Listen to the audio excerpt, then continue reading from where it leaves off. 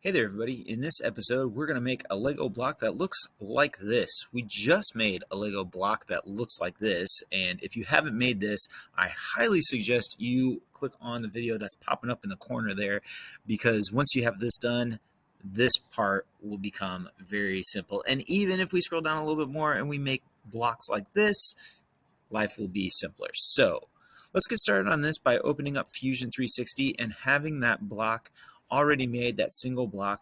And if I press the play button, you can see how we made it. We started on the origin, made a square, and then went up from there. So what we want to do is we want to edit some of the sketches. So I'm going to go over here to sketch one, double click on that, and then we're going to kind of zoom out and pull these a little closer. Okay. So I'm going to double click on this and I'm going to say I want to make this a multiple of 3. So you can see how it jumped like that, and all of a sudden I've got it just like that.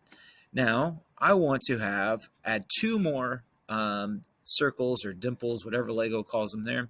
So I'm going to use, instead of drawing 2 more, I'm going to use what's called a rectangular pattern.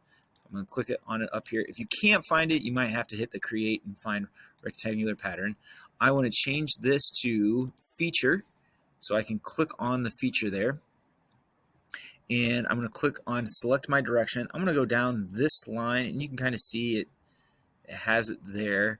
And I want to have 3 of those, and I'm going to label them 0.308 across.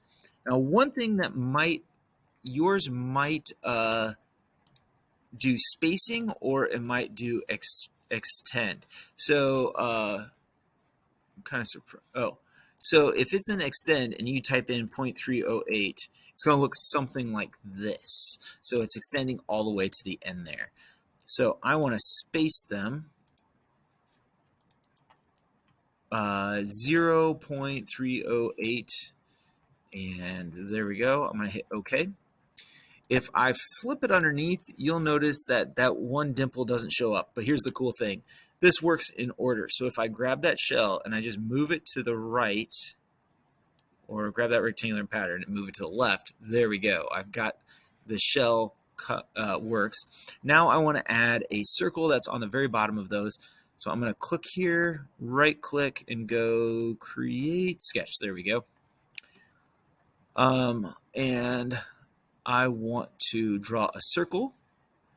I want to have it right in the middle here.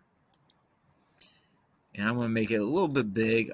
So we always want to dimension for size.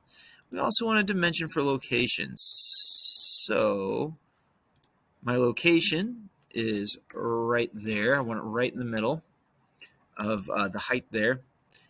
And then I also want my dimension to be, oh, wait a second. I know my dimension from the center of this circle and the center of this circle is 308. I want this to be the halfway point of it. So I'm going to hit D for dimension, click the center of this circle and the center of this circle, and I want to equal this divided by 2. It doesn't want to work. I was hoping it would. So half of that is 0.154. There we go. Maybe it's already locked in there. And of course, I want to dimension my size of that circle, and the size of that circle is 0.115. That's what I got.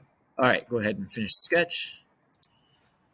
And I can't quite grab it, so I want to extrude that circle that we just did, so I'm going to have to spin it around a little bit. Click on that circle. And another helpful hint is, instead of figuring out the distance, if I just hit to object and click on the outside bottom part there, that will do that. And I can grab my rectangular pattern again, click on feature, click the feature, click direction, click the line I want to go to, drag it on over. I want only 2 of them, and I want it at 0.308. And you can see that works. So if you're designing a 1x3, you're good. You can hit File or up here, and then we can hit Save As, and we can say 1x3, and then your initials. But here's the other great part. This is so easy now to then double click this and say, hey, I want to do a 1x10. So I change that to a 10. All of a sudden, now I get in here and I change this rectangular pattern.